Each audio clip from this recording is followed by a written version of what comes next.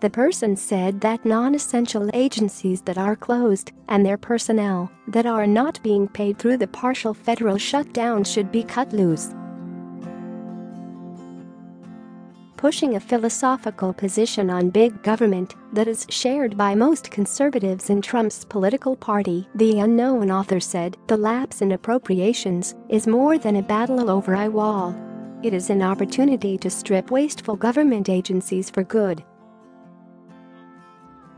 The op-ed writer known only to the outlet that published the piece, the Daily Caller, was said to be a high-ranking official in the Republican president's government working without a paycheck.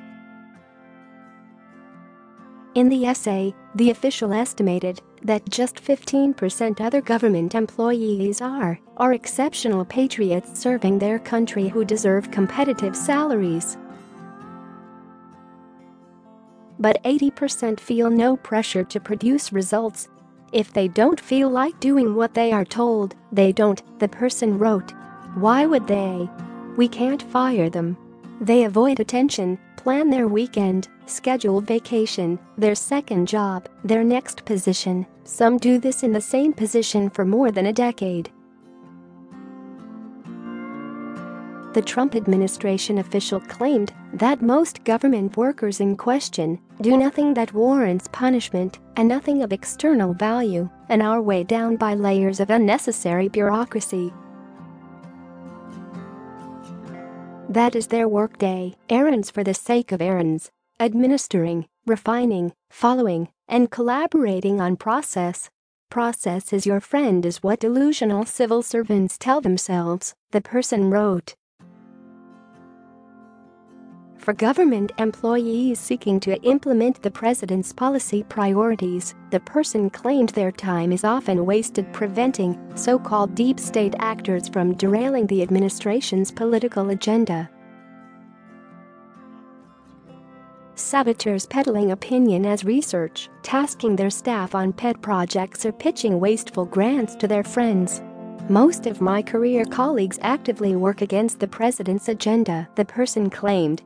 This means I typically spend about 15% of my time on the president's agenda and 85% of my time trying to stop sabotage, and we have no power to get rid of them.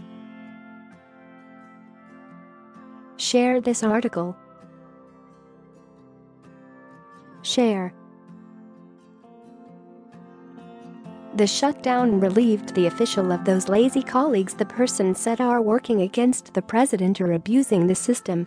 Because they're deemed non-essential, they have been furloughed until further notice. We do not want most employees to return because we are working better without them, the person wrote.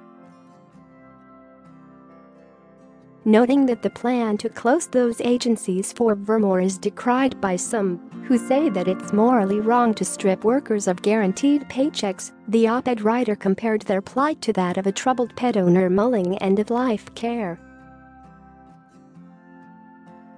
It is tough to put them down and let go, and many resist, the person wrote. Roughly 1/4 of the federal workforce have had their pay withheld since December 21 in the longest ever government shutdown as the White House tangles with House Speaker Nancy Pelosi and Senate Minority Leader Chuck Schumer over how to secure the U.S.-Mexico border. The president hasn't taken his foot off the gas pedal, bashing Democrats for leaving Washington, while government employees wait to find out when their paychecks will return. I've been here all weekend, he groused on Monday. A lot of Democrats are in Puerto Rico, celebrating something, I don't know. Maybe they're celebrating the shutdown. He didn't express any confidence that the shutdown's days are numbered, although he described Republicans as rock solid and claimed of Democrats that many of them are calling and many of them are breaking. I don't know if we're close on a deal, Trump said. This should be the easiest deal that I've ever seen. We're talking about border security. Who could be against it? The senior official writing in the D.C. urged him to stay the course and advised him to ask more of lawmakers than he had been. The president should add to his demands, including a vote on all of his political nominees in the Senate. Send the career appointees back. Many are in the 5% of saboteurs and resistance leaders, the person contended. The official said the shutdown must reap big benefits for Trump, or it will not be considered a victory for him or the Republican Party. A word of caution: to be a victory, this shutdown must be different than those of the past and should achieve lasting disruption with two major changes, or it will hurt the president, the person advised.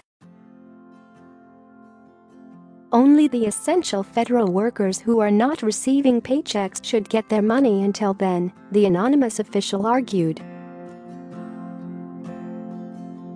Ideally, continue a resolution to pay the essential employees only if they are truly working on national security, the person said. Furloughed employees should find other work, never return and not be paid.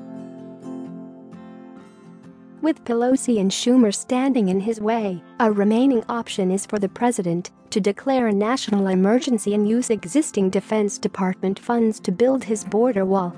But Trump has resisted the temptation and appeared no closer on Monday to taking the tempting off-ramp from the crisis. "I'm not looking to call a national emergency. This is so simple, you shouldn't have to," he said. "Now, I have the absolute legal right to call it, but I'm not looking to do that."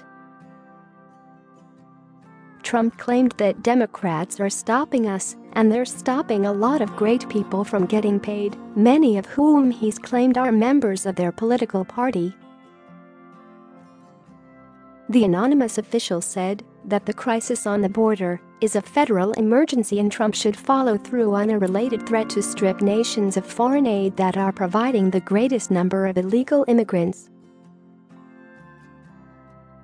Even more, he should permanently close United States government agencies too that do not directly protect America's national security, the person said.